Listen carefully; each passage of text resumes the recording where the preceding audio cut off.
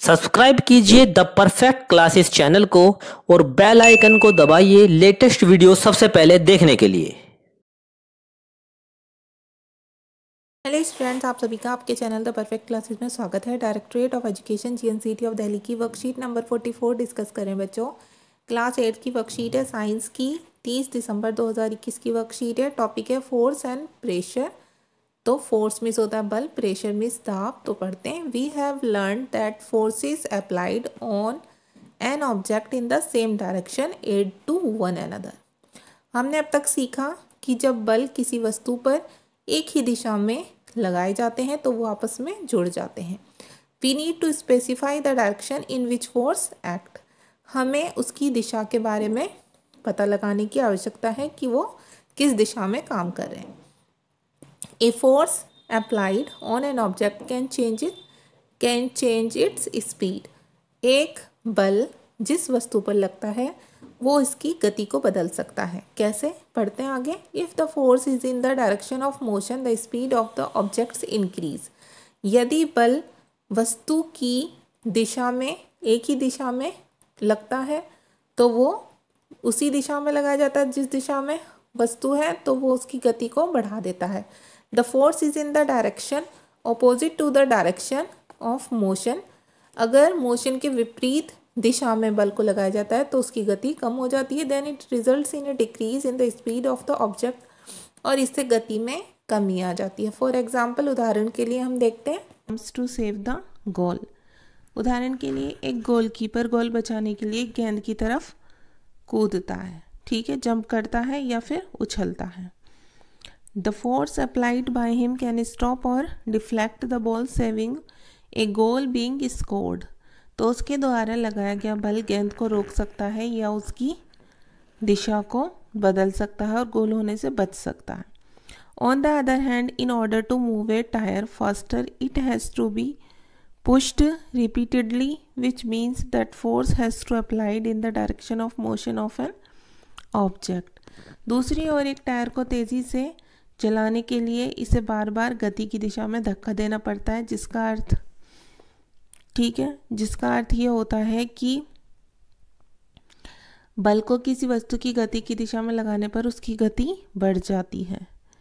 A change in either the speed of an object or its direction of motion or both is described as change in state of motion. किसी वस्तु की गति या उसकी गति की दिशा में या दोनों में परिवर्तन को वस्तु की अवस्था में परिवर्तन कहा जाता है। There are also some situation in which objects are not free to move. कुछ परिस्थितियाँ ऐसी भी हैं जिनमें वस्तुएं गति के लिए स्वतंत्र नहीं होती हैं। फॉर एग्जाम्पल, उदाहरण के लिए, pressing a lump of dough with hands और rolling a ball of dough to make चपाती। उदाहरण के लिए, आटे की एक लोई को हाथों से दबाना या चपाती बनाने के लिए आटे की लोई को बेलना। The application of force in these cases leads to change in shape of an object. इन स्थितियों में लगाया गया बल वस्तु के आकार में परिवर्तन कर देता है। अब क्वेश्चन आंसर देखते हैं बच्चों। क्वेश्चन नंबर 1 है, give two examples of situation in which there is change in state of motion of an object due to force.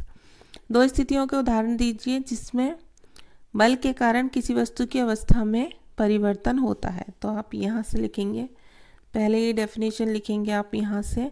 A change in either the speed of an object or its direction or of motion or both is described as change in state of motion. किसी वस्तु की गति या उसकी गति की दिशा में या दोनों में परिवर्तन को वस्तु की अवस्था में परिवर्तन कहा जाता है। फिर आप एग्जाम्पल भी लिखेंगे। For example, pressing a lump of dough with hands और rolling a ball of dough to make chapati. The application of force in these cases leads to change in shape of an object. यहाँ तक लिखेंगे आप कि उदाहरण के लिए, आटे की एक लोई को हाथों से दबाना या चपाती बनाने के लिए आटे की लोई को बेलना। इन स्थितियों में लगाया गया बल वस्तु के आकार में परिवर्तन कर देता है। क्वेश्चन नंबर 2 है, state the effect of force in the following situation. निम्नलिखित स्थितियों में बल के प्रभाव को पहचान करें।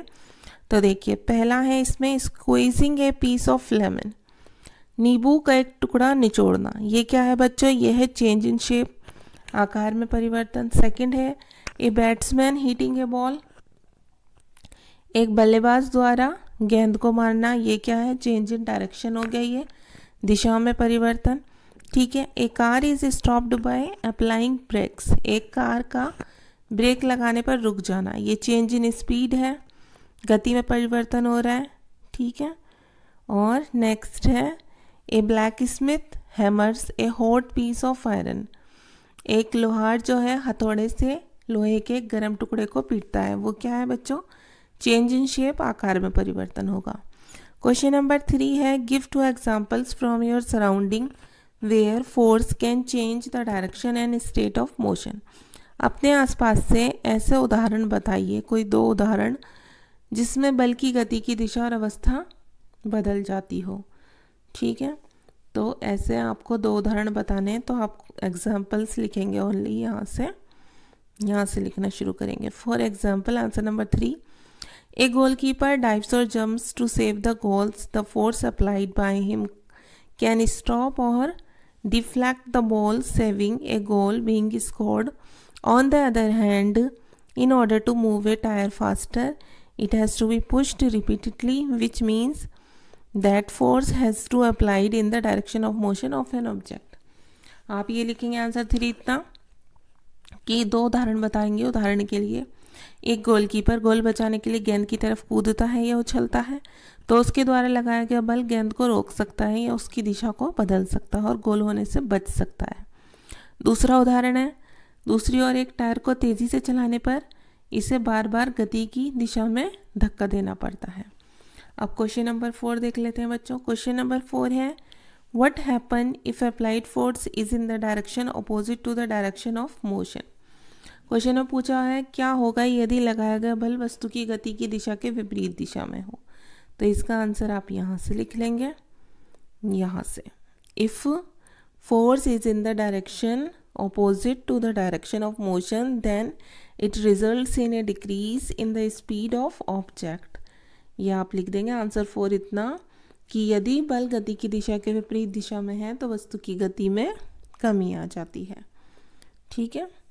तो ये आपकी वर्कशीट सॉल्व हो गई स्टूडेंट्स। अगर आपको मेरी वीडियो पसंद आई है तो प्लीज़ मेरी वीडियो को लाइक करें, शेयर करें, हमारे चैनल को सब्सक्राइब करें। Thanks for watching.